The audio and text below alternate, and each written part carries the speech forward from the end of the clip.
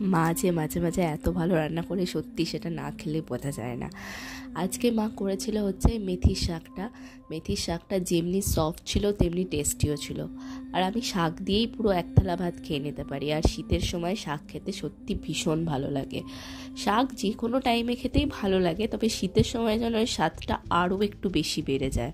তোমাদেরও কি তাই মনে হয়? আচ্ছা, এরপরে চলে এসছে হলো ডাল, যেটা আমার টমেটো দিয়ে করেছিল। টমেটো দিয়ে ডাল আমার সচরাচর খেতে খুবই ভালো লাগে, কারণ একঘেয়ে ওই মুসুরির ডাল খেতে ভালো লাগে না। তার মধ্যে যদি একটুখানি টমেটো দেওয়া হয় তাহলে ওটা খুবই ভালো লাগে। তারপরে পেয়ে গেছিলাম হচ্ছে এই গলদা চিংড়িটা ভীষণ ফ্রেশ ছিল, মা ভীষণ ভালোভাবে রান্না করেছিল।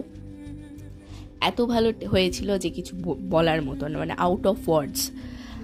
এত ভালো খেতে হয়েছিল। আর স্পেশালি এর ফ্যাসিনেশনটা ছিল হচ্ছে এই নারকেলের এই কাঠিটার মধ্যে, যেটা হলো দোকান থেকেই দিয়ে দিয়েছিল।